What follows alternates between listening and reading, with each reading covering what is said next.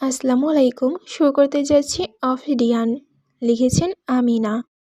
উত্তরের ঘন জঙ্গলের পাশে আলিশান বাড়িটার লিভিং রুমের সোফায় বসে আছে শামসুল কাদের। পাশে বসে আছে তার ছোট মেয়ে রুমাইশা কাদের। এই বাড়িটা শামসুলের চাচাতো বোন রুনিয়ার রহমানের শ্বশুর বাড়ি। যদিও শামসুল এখানে আসতে চাননি, কিন্তু ইশতিয়াক আহমেদ রুনিয়ার স্বামী এক প্রকার জোর জবরদস্তি করে তাকে এখানে এনেছে। আজ 16 বছর পর বোনের বাড়িতে পা রাখলেন শামসুল কাদের। একসময় এই বোনের বাড়িতে তিনি সারাক্ষণ পড়ে থাকতেন বোনের কাছে। রুনিয়ার নিজের কোনো ভাই নেই, আছে একটা বোন, তাই চাচাতো ভাইকে নিজের ভাইয়ের মতো দেখছেন সারা জীবন, এখনও দেখেন। রুনিয়ারও ভাই না থাকায় প্রথম সন্তান হওয়ার সময় শামসুল রুনিয়ার প্রেগনেন্সির শেষে 4টা মাস রুনিয়ার কাছেই থেকেছেন, ওর সুবিধা অসুবিধা দেখেছেন। রুনিয়ার বোন তানিয়া দেশের বাইরে ছিল। স্বামী সন্তান নিয়ে তিনি দেশের বাইরেই থাকেন। নিজের কোনো ভাই না থাকায় রুনিয়া আর তানিশাই ছিল শামসুলের চোখের মণি। রুনিয়া ছোট হওয়ার ওর প্রতি একটু বেশি টান ছিল শামসুলের, যা নিজে খুব ভালো করেই বুঝত। আর এইগুলো নিয়ে তানিয়ার অভিযোগের শেষ ছিল না। রুনিয়া যখন সন্তান সম্ভবা, ইশতিয়াক আহমেদ তখন নতুন চাকরি। রুনিয়ার শ্বশুরবাড়ির শাশুড়ির শরীর অবস্থা খারাপ ছিল, শ্বশুর থেকেও ছিল না। বাসায় একজন হেল্পিং হ্যান্ড ছিল, কিন্তু একজন পুরুষ মানুষ না থাকায় বাড়িটা কেমন জানি অন্যরকম হয়ে যায়। রুনিয়াকে ডাক্তার কাছে আনা নেওয়া, সুবিধা অসুবিধা দেখা সব কিছু করতেন শামসুল কাদের, যার জন্য রুনিয়া আজও শামসুলের প্রতি কৃতজ্ঞ। কিন্তু তাই সে আদরের ভাই এক দুর্ঘটনার কারণে আর তার বাসায় আসে না। আর সেই দুর্ঘটনার কারণে রুবিনের বড় ছেলে সাফওয়ান আহমেদ। রুমাইশা বাবার পাশে মাথা নিচু করে বসে আছে। লজ্জা লাগছে তার খুব। আজ কত বছর পর ফুপির বাড়িতে এসেছে সে। ছোটবেলায় তো সারাক্ষণ এখানেই পড়ে থাকতো রুমাইশা। ফুপ্পি ছিল তার জান। ফুপ্পির বাড়ি হোক বা তার নিজের বাড়ি, সারাক্ষণ ফুপ্পির সাথেই লেগে থাকতো রুমাইশা। আর ফুপ্পি রুমাইশাকে চোখে হারাতো। নিজের মেয়ে না থাকায় রুমাইশার প্রতি ছিল তার আগাধ ভালোবাসা। শেষবার সেই কোন ছোটবেলা এসেছিল ফুপ্পির বাড়িতে বাবা মা আর রাফসান ভাইয়ার সাথে। সেইবার সাফওয়ান আর সাফিনের সাথে দুষ্টুমি করার সময় কিভাবে জানি সাফওয়ান তাকে কামড় দিয়েছিল। প্রচণ্ড অসুস্থ হয়ে পড়ে রুমাইশা। তার মনে আছে বাবা প্রচুর কাঁদছিল আর ফুপ্পিও। মায়ের কোলে ভেতরে শুয়ে মাঝে মাঝে পিট পিট করে তাকালে সে দেখতে পেত তার পরিজনের দুঃখে ভারাক্রান্ত মুখ। সে এবার সুস্থ হওয়ার পর থেকেই ফুপির বাড়ি যাওয়া একেবারের জন্য বন্ধ হয়ে গেল তার। কেউ আর ফুপির বাড়ির নামও নেয় না, বাবাও যেতে চায় না। অথচ তার খুব মন খারাপ হতো ফুপ্পির জন্য। ফুপ্পি তারপর খুব একটা আসতো না তাদের বাসায়, হয়তো বছরে একবার বা তারও না। আজ কতদিন পর ফুপ্পির বাড়িতে এসেছে। সাফওয়ান আর সাফিনের সাথে এরপর আর দেখা হয়নি। সাফিনের সাথে ফোনে মাঝে মাঝে কথা হলেও সাফওয়ানের সাথে এরপর আর কোনো কথা হয়নি। আর এরপর সাফওয়ান নিজেও পড়াশোনার জন্য সিঙ্গাপুর চলে যায়, ওর সাথেও আর কোনো যোগাযোগ হয়নি। আর রুমাইশা বা ওর পরিবারেরও কারো না। কোন এক অজানা কারণে বাসায় কেউ সাফওয়ানকে পছন্দ করে না, বিশেষ করে রুমাইশার মা আয়েশা খানম। কারণটা এখনও অজানা। রুমাইশাকে এভাবে চুপচাপ বসে থাকতে দেখে ইশতিয়াক আহমেদ রুমাইশাকে স্বাভাবিক করার জন্য বললেন, রুমিমা, তুই মাথা নিচু করে বসে আছিস কেন? এতদিন পর ফুপ্পির বাড়িতে এসেছিস, কোথাও মজা করবি, সবার সাথে কথা বলবি, তা না করে এখানে বসে আছিস তখন থেকে। তোর ফুপ্পি রান্নাঘরে আছে, ওখানে যা, ফুপ্পির সাথে গিয়ে গল্প কর। রুমাইশা অনুমতির জন্য শামসুল কাদেরের দিকে তাকালো, কিন্তু শামসুল রুমাইশার দিকে তাকিয়ে গম্ভীর অথচ শান্ত কণ্ঠে বললেন, থাক, এখন যেতে হবে না। তারপর ইশতিয়াক আহমেদকে বললেন, দুলাভাই, আমরা এখন উঠি, আপাকে বলবেন কোনো আয়োজন না করতে, বসতে গেলে তো সন্ধ্যা হয়ে যাবে। শামসুলের কথায় ইশতিয়াক আহমেদ আহত দৃষ্টিতে তাকালেন। যে শামসুল তার অতি আদরের দুই বোনের জন্য সারাক্ষণ এই বাড়িতে পড়ে থাকতো, সে এখন সেই বাড়ির 10 মিনিটও বসতে চাইছে না। শামসুল তার শ্যালক কম, বন্ধু বেশি।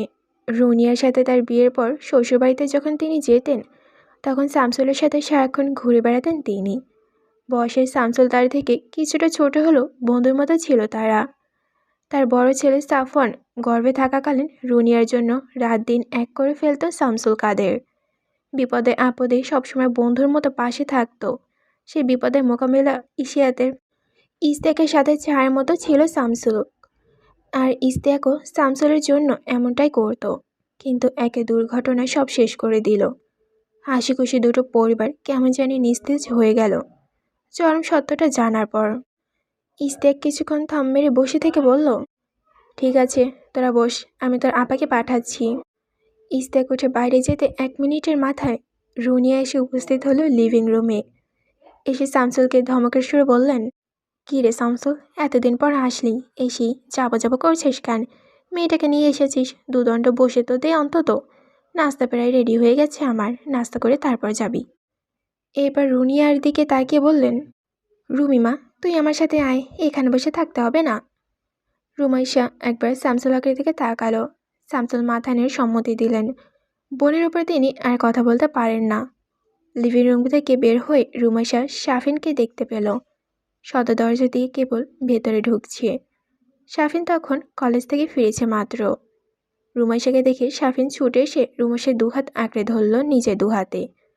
চোখ মুখে আনন্দের ঝিলিক দিচ্ছে, মুখে হাসি ধরছে না। উৎফুল্লর সাথে সে বলে উঠল, আপু তুমি আমাদের বাসায় এসেছো কতদিন পর?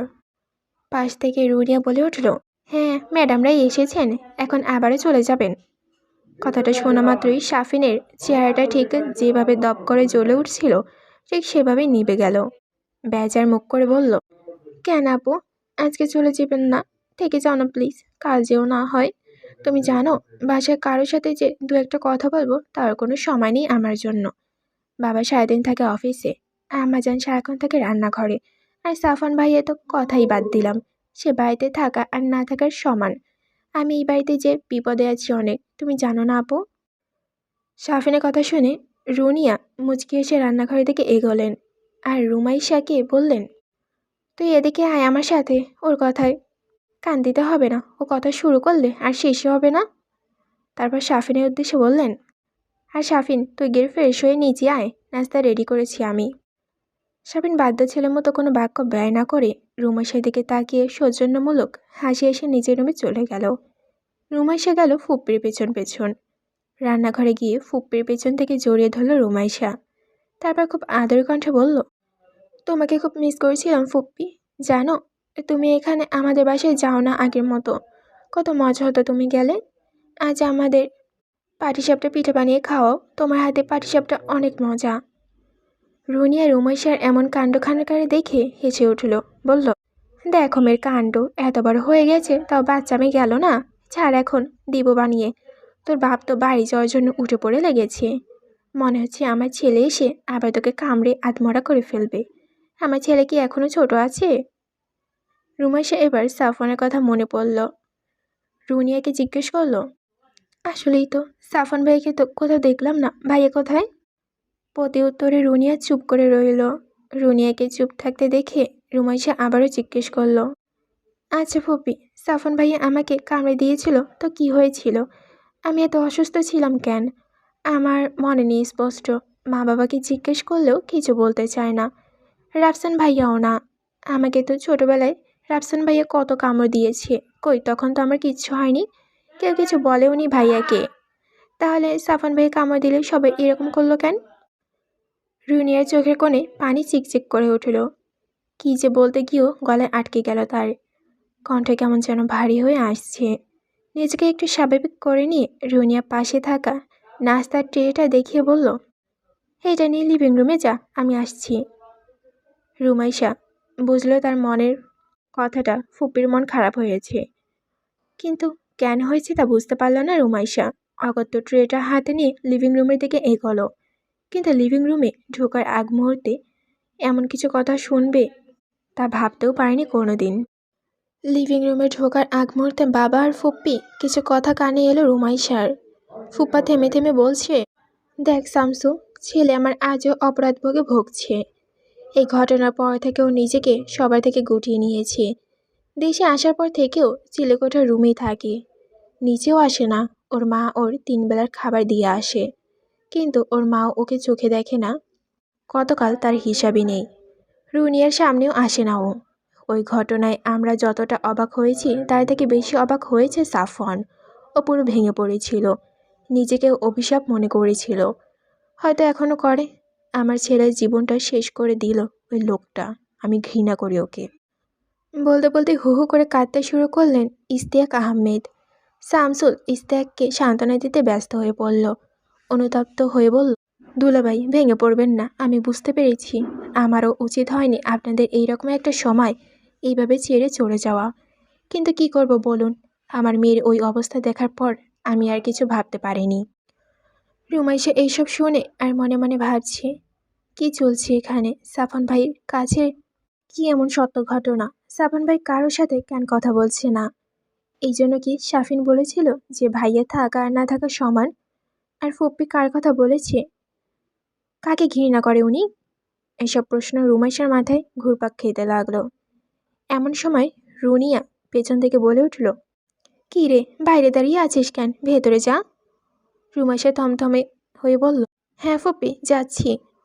ভেতরে ঢুকে রুমাইশা টি টেবিলের উপরে নাস্তার ট্রেগুলো রাখলো। রুনিয়া এসে বসতে ইশতিয়াকের পাশে জায়গা চাইলেন।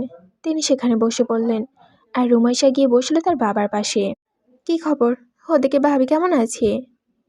রুনিয়া ট্রে থেকে খাবার প্লেটে শামসুলের দিকে বাড়ি দিতে দিতে জিজ্ঞেস করলো। শামসুল প্লেট নিতে নিতে বলল, খবর সব ভালো, তোর ভাবিও ভালো আছে আলহামদুলিল্লাহ। রুমির সেকেন্ড ইয়ারের পরীক্ষা শুরু হবে সামনের মাসে, তাই ম্যাচ দেখতে এসেছিলাম। রুমি ও বুকিং দিয়ে এসেছে ফার্স্ট ইয়ারের পরীক্ষার সময় বাড়ি থেকেই যেতে, কিন্তু পরীক্ষা দিতে ফিরতে ফিরতে রাত হয়ে যাবে অনেক, আর ক্লান্তির কারণে পড়তেও পারবে না। তাই ভাবছি পরীক্ষার এই 2 মাস ম্যাচেই থাকুক। রুনিয়া গর্জে ওঠে, সে কি? আমরা এখানে থাকতে রুনিয়া ম্যাচে থাকবে কেন?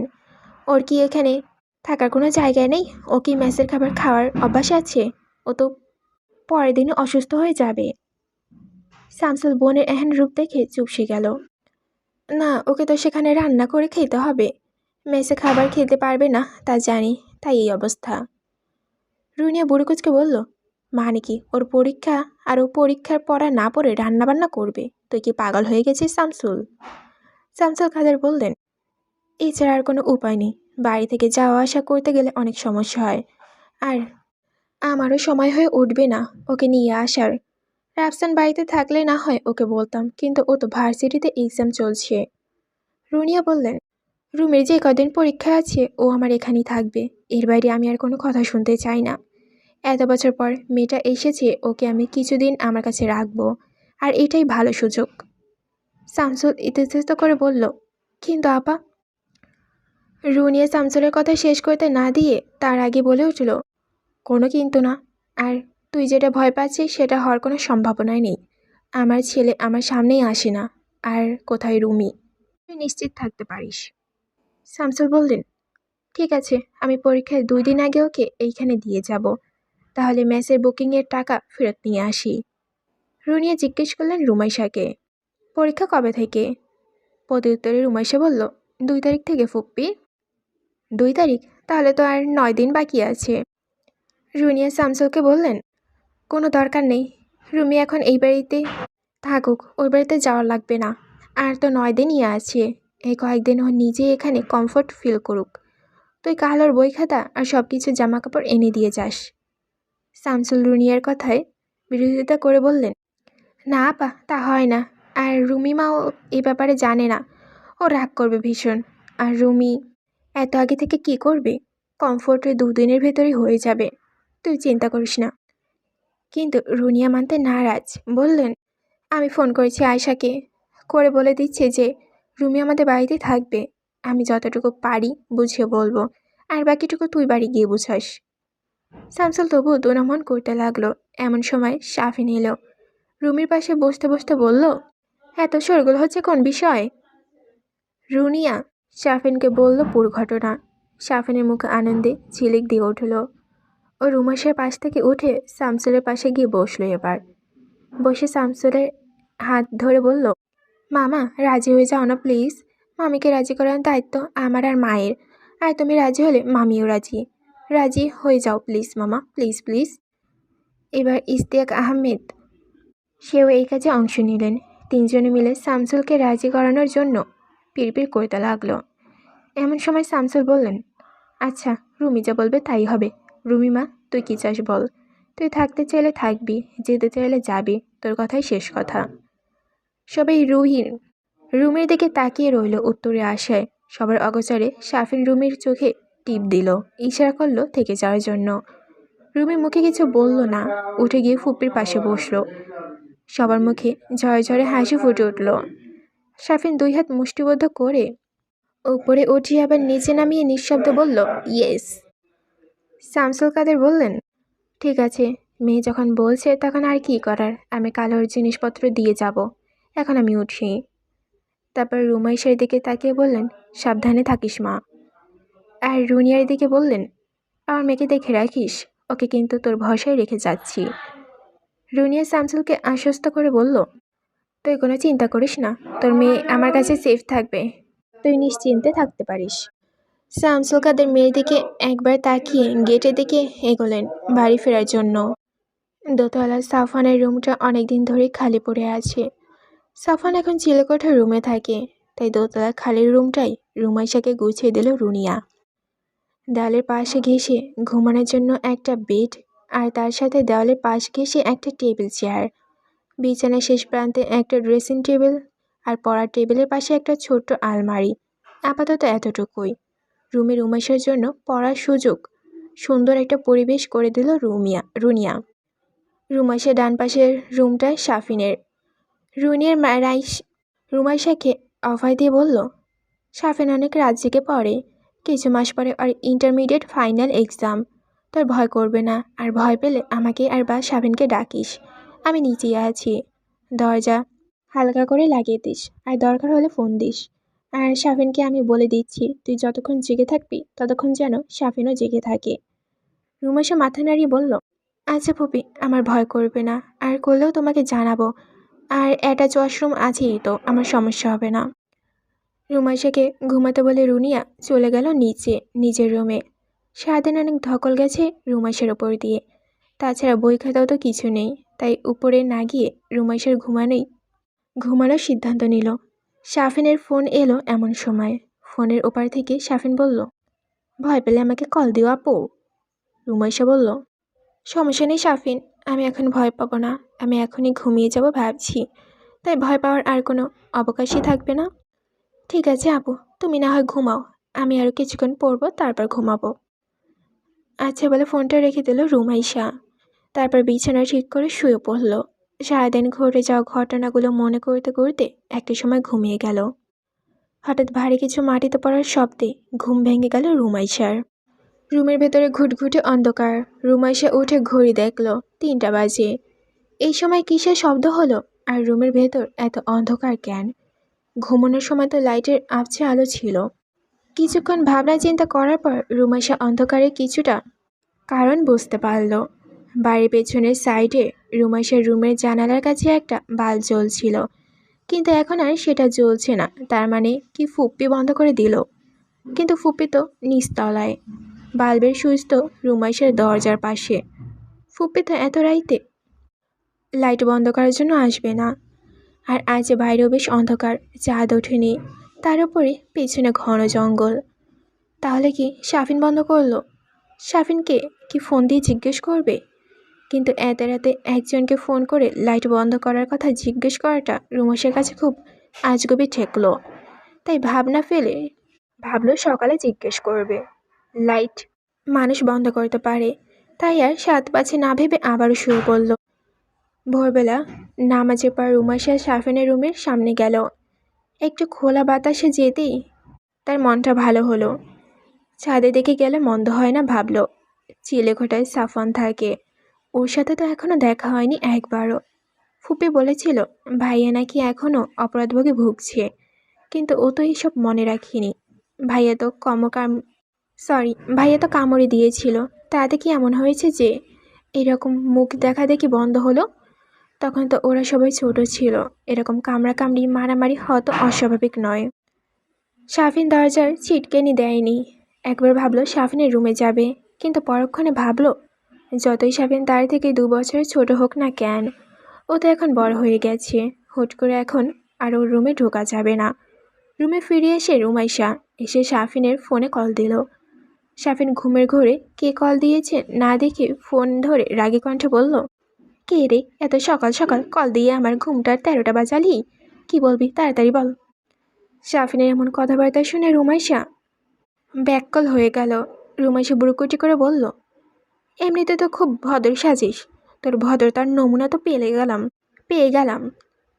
রুমাইশার গলা শুনে শাফিন তড়াক করে শোয়া থেকে উঠে বসলো। আমতা আমতা করে বলল, সরি আপু, আসলে আমার বন্ধু আয়ন এরকম সকাল সকাল ফোন দিয়ে ডিস্টার্ব করে। আমি ভেবেছি ও হবে, তাই এরকম বলেছি। তুমি কিছু মনে করো না আপু। তারপর অসহায় কণ্ঠে আবার বলল, আর মাকে যেন বলো না তোমার সাথে এইভাবে কথা বলেছি, শুনলে মা আমার আর আস্ত রাখবে না।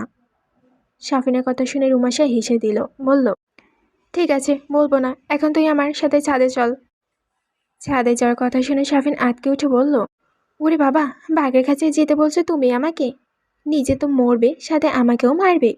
তুমি তো জানোই ভাইয়া কেমন, ছাদে মা ছাড়া আর কোনো জনমানবী যাওয়া সম্পূর্ণ নিষিদ্ধ।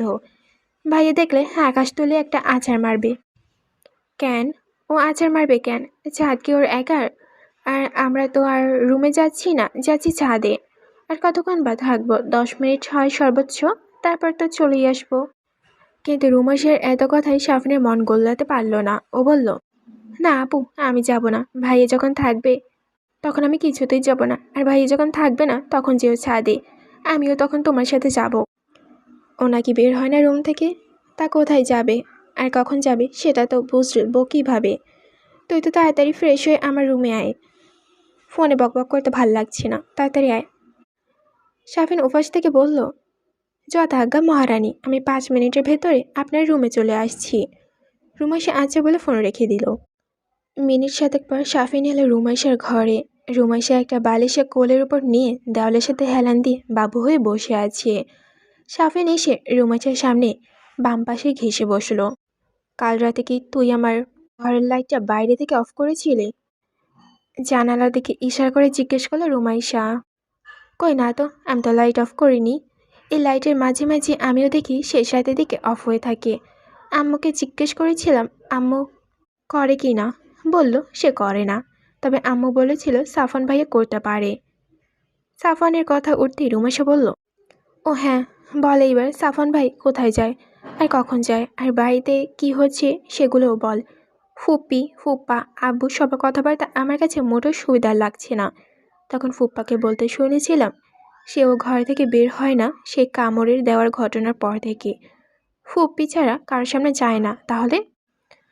উত্তরে শাফিন বলল, আমিও জানি না আপু, ভাইয়াকে আমিও ভালোভাবে দেখিনি, গতকাল তার ঠিকই নেই। আম্মু তো আমাকে সাফ সাফ মানা করে দিয়েছে ছাদে যেতে, আর একবার গেছিলাম মানা করা সত্ত্বেও ভাইয়া সেই অকারণে ধমক দিয়েছিল, আর পরে আম্মু কেলানি দিয়েছিল, তাই তারপর থেকে আর যাইনি। ভাইয়া বাসায় থাকলে যাই না। কিন্তু সাফন ভাই যায় কোথায়? ওহ, তুমি তো জানোই না, ভাইয়া তো AM কলেজে ব্যাটনি বিভাগের লেকচার, কিন্তু ভাইয়া বাসায় এসে অনলাইনে ক্লাস নেয়। ভাইয়া কলেজে গিয়ে ক্লাস নেয় না, খুব প্রয়োজন হলে তখন ভাইয়া কলেজে যায়, সানগ্লাস চোখে দিয়ে, মুখে মাস্ক পরে, হাতে গ্লাভস পরে। এরপর ভাব নিয়ে শাফিন বলল, তাতেই আমার ভাইয়ের ওপরে মেয়েরা হুমড়ি খেয়ে পড়ে, চেহারা না দেখেও। আর চেহারা দেখলে তো অজ্ঞান হয়ে পড়তো। জানোই তো, অ্যানমেচারের টিচার থাকলে মেয়েরা কী করে। তার উপরে আমার ভাইয়া একদম পুরাই সিঙ্গেল। রুমাইশা বিরক্ত হয়ে বলল, আজাইরা কথা বাদ দে, কাজের কথা বল। ভাইয়া তো শুনেছি সিঙ্গাপুর USA পড়তো, তা এখন এলো কেন? ওখানে তো জবরদস্ত একটা জব পেয়ে যেত, তাই না? শাফিন বলল, আমরা তো জানতাম তাই, ভাইয়া তো ওরা টিচার হিসেবে নিতে চেয়েছিল, রিচার্জও হয়ে গিয়েছিল ভাইয়ার, কিন্তু কি একটা ঝামেলা হওয়ার পর ওরা নাকি ভাইয়াকে নেবে না বলেছে। ইভেন ভাইয়ের নামে কি একটা কমপ্লেনও করেছে, যার কারণে অন্য ইউনিভার্সিটি থেকেও ভাইয়াকে না করে দিয়েছে। তাই আম্মু বলল দেশে চলে আসতে। দেশে আসলেও ভাইয়াকে অনেক ভার্সিটি থেকে নিতে চেয়েছিল, কিন্তু ভাইয়ের শর্ত তারা কেউ রাজি হয়নি। তাই আম্মু বলল AM কলেজে অ্যাপ্লাই করতে আর কথা বলে দেখতে। ভাইয়া কথা বলেছিল, ভাইয়ের মতো ব্রিলিয়ান্টকে ওরা হাতছাড়া করতে চায়নি, তাই ভাইয়ের শর্তে ওরা রাজি হলো। আর ভাইয়াকে নিয়ে নিল। আর তাছাড়া ভাইয়া অনলাইনে এমব্রোজ অনেক স্টুডেন্টদের প্রাইভেট স্টাডি করায়, প্লাস ওর রিসার্চ ল্যাবও আছে, তবে কোথায় আছে সেটা বলতে পারি না। রুমাইশা বলল, সাফওয়ান AM কলেজে জব নিল, আর তোরা আমাদের কাউকে বললিও না? তোমরা তো কথাই বলো না। আম্মু তো ভাইয়ের জবের ঢোকার পর আব্বুর কাছে ফোন দিয়েছিল, মানে তোমার আব্বু। গত অক্টোবর তোমার আব্বুর ফোনই তো তোলেনি, তাই আম্মু আর রাগের কারণে কিছু বলেওনি। রুমাইশা বলল, আমি AM কলেজ থেকেও জানি না যে আমার ফুফাতো ভাই নাকি এইখানে জব করে। শাফিন বেড থেকে নামতে নামতে বলল, সারাক্ষণ তো রুমেই থাকো, কলেজে গেলে না হয় জানতে পারতে। আর তুমি তো অন্য ডিপার্টমেন্টের, তাই জানার কথাও না। শাফিনকে নামতে দেখে রুমাইশা ওর হাত খপ করে ধরে বলল, তুই কোথায় যাচ্ছিস? আমার কথা এখনো শেষ হয়নি। শাফিন ধরা পড়ে গিয়ে আবারও ওর আগের জায়গায় এসে বসে পড়ল। তারপর বলল, হ্যাঁ বলো, আর কি প্রশ্ন আছে তোমার? ভাইয়া কারোর সামনে আসতে চায় না কেন? আর এমনি ঢেকে ঢুকে বাইরে বা যায় কেন? তোর সামনেও আসে না, এটার কোনো কথা?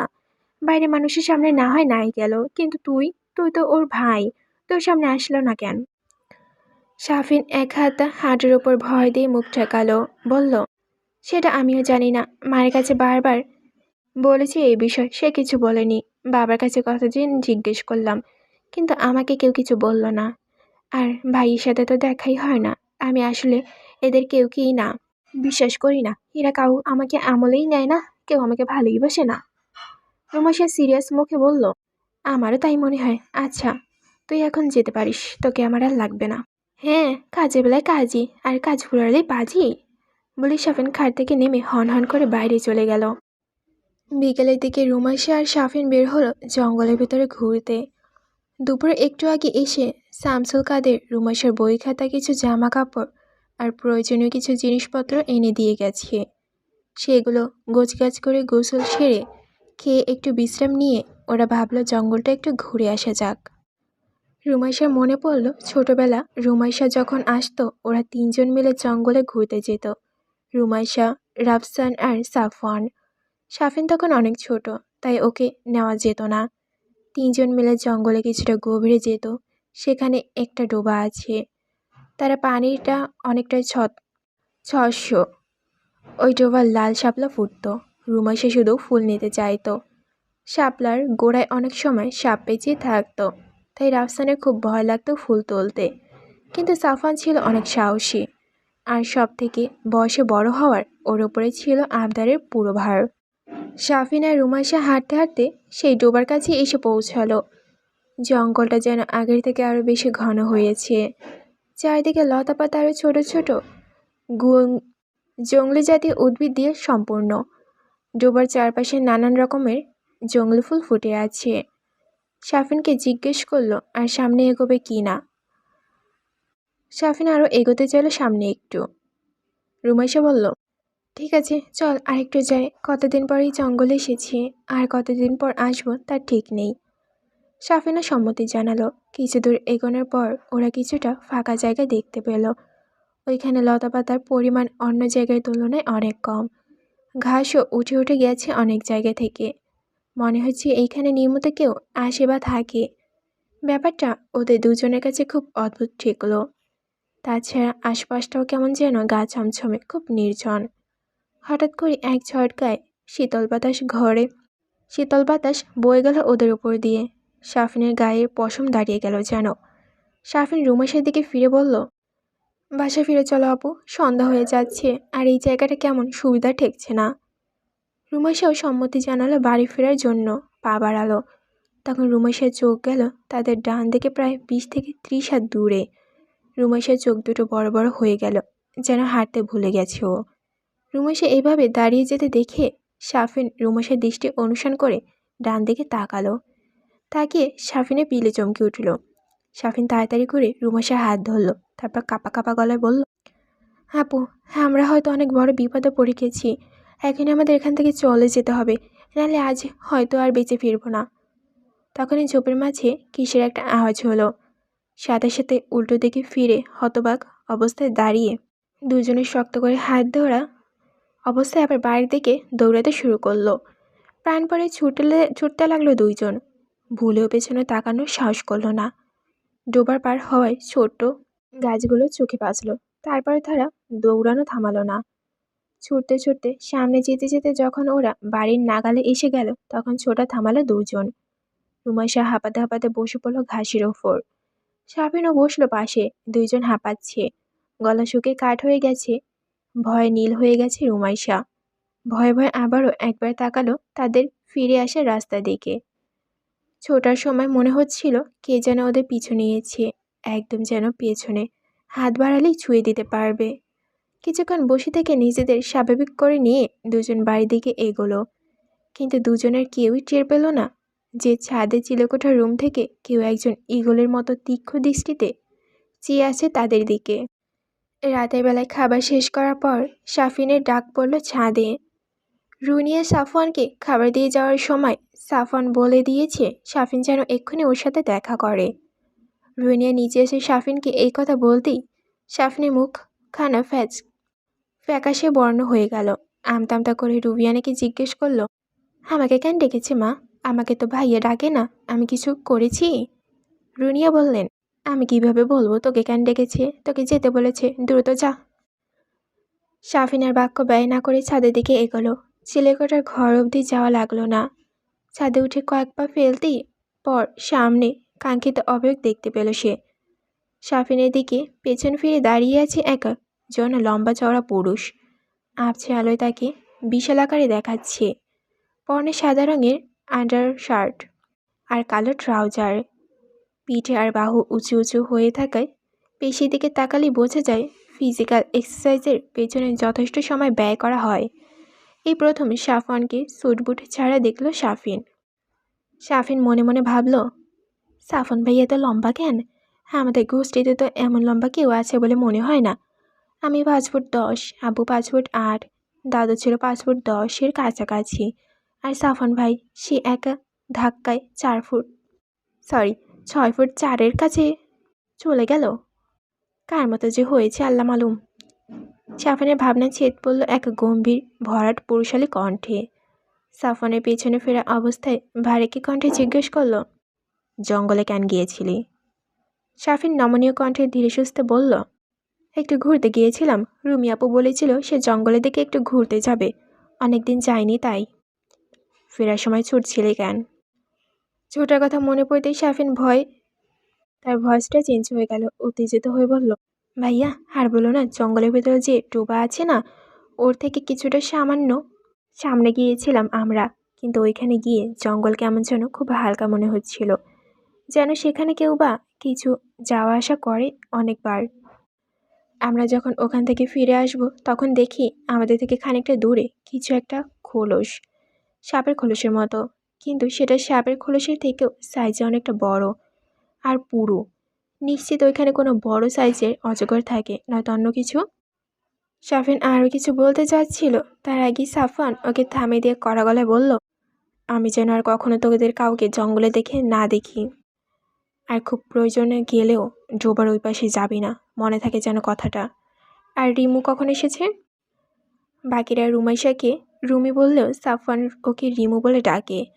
ছোটবেলা এর কারণ জিজ্ঞেস করলে বলতো, সবাই ওকে যা বলে ডাকে আমি তাই বলে ডাকবো কেন? তাহলে অন্য সবার আমার মধ্যে পার্থক্য কী থাকলো?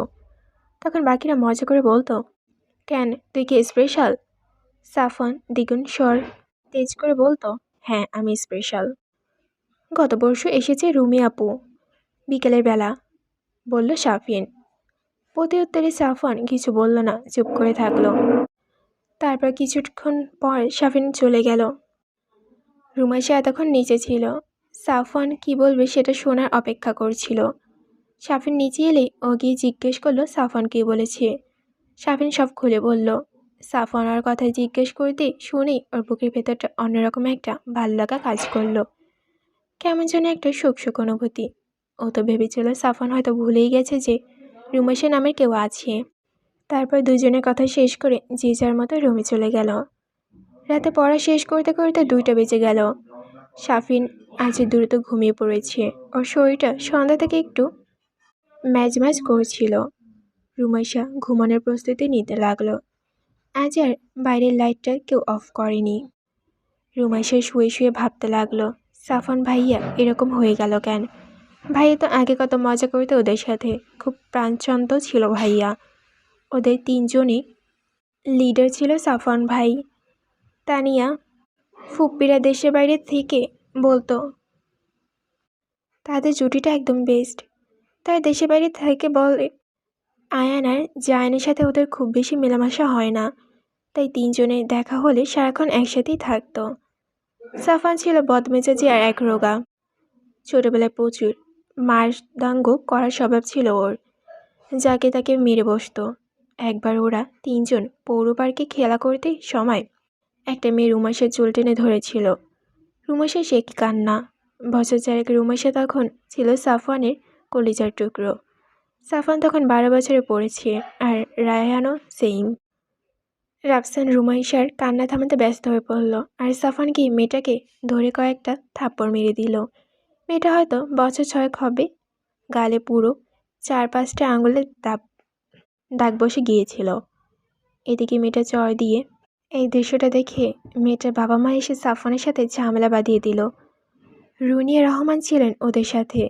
মেয়ের মা গেলেন ওনার ভাষায়, ছেলেকে এখনই শাসন করুন, নইলে ছেলের বিগড়ে যেতে সময় লাগবে না। রুমাইশা নিজের মনে মনে হাসে, সাফওয়ান ভাইয়ে কত কেয়ারিং ছিল ওর প্রতি। এইসব ভাবতে ভাবতেই একসময় ঘুমিয়ে গেল ও। হঠাৎ করে ভারী কিছু পড়ার শব্দে আওয়াজে জেগে উঠল রুমাইশা।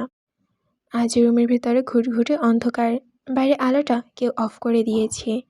শাফিন বলেছিল সাফওয়ান ভাই বন্ধ করতে পারে, কিন্তু ও তো থাকে চিলে কোঠায়, ও কেন এত রাতে লাইট অফ করবে? রুমাইশা উঠল, কৌতূহলবশত জানালার কাছে গিয়ে পর্দাটা উঁচু করল। গ্লাস খুলল না, শব্দটা এদিক থেকেই আসছে, আর চাঁদের আলোর আজ অল্প। জঙ্গলের দিকে তাকাতেই যেন ভয় ভয় লাগছে। হঠাৎ রুমাইশার চোখ গেল একটা আবছায়ের দিকে, একটা অবয়ব।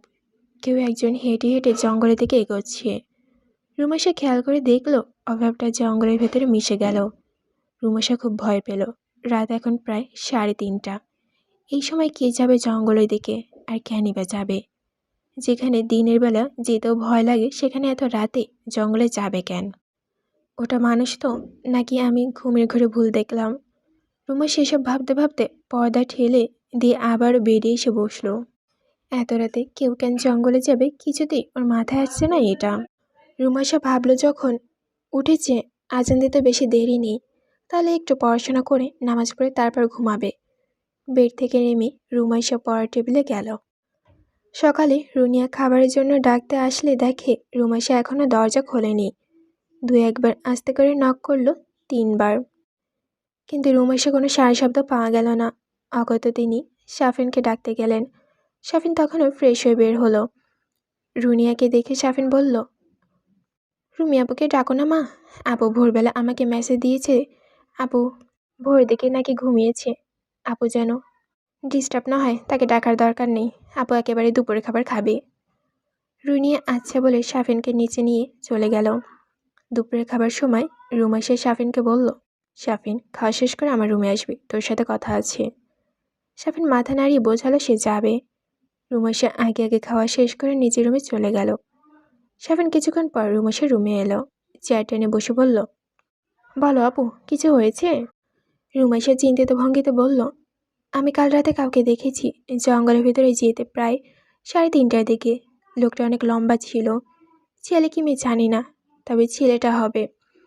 এরকম লম্বা মেয়ে তো সচরাচর দেখা যায় না। রুমাইশার কথা শুনে শাফিন বসা থেকে লাফিয়ে উঠে দাঁড়ালো। সিরিয়াসলি তুমি কাউকে জঙ্গলে দেখছো যেতে, তাও আবার এত রাতে? শাফিন এবার হেসে দিয়ে বলল, আপু তোমার মাথাটা গিয়েছে নাকি?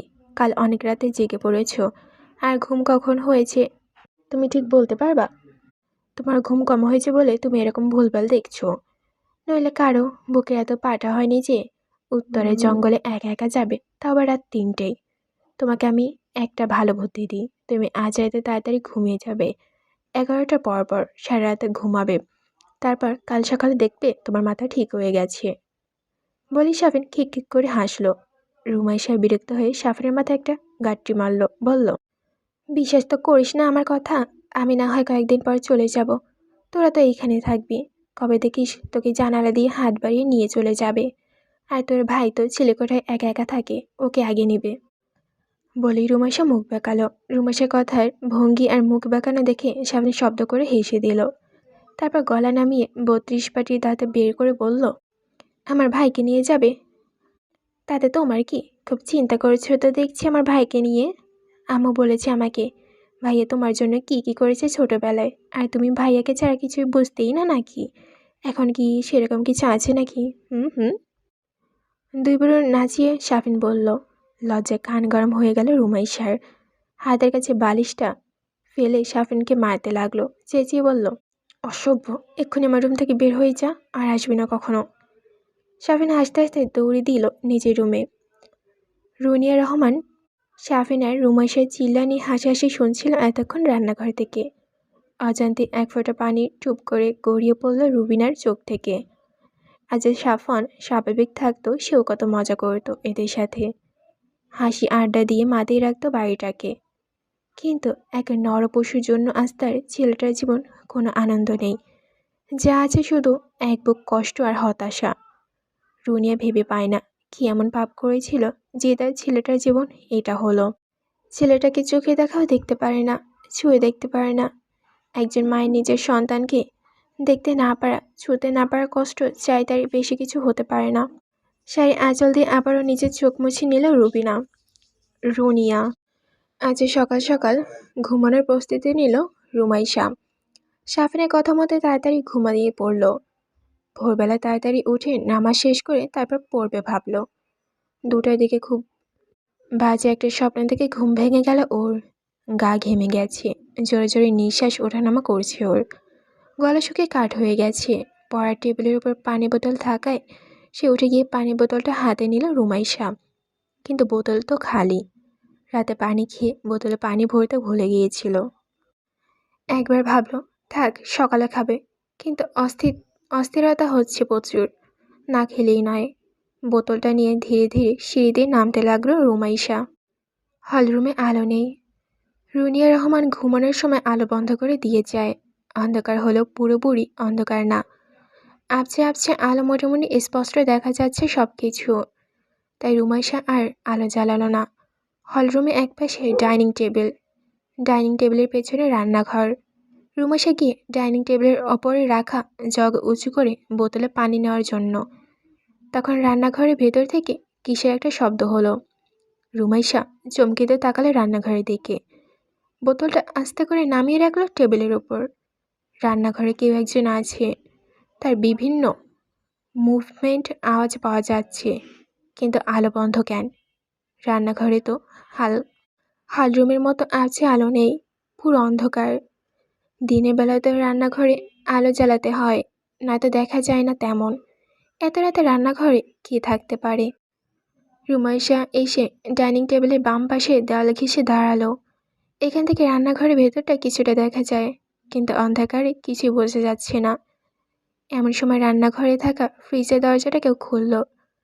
ফ্রিজের আলো এসে সেই কেউ একজনের মুখে পড়তেই চেয়ারটার সামনে অংশটা আলোকিত করে ফেলল।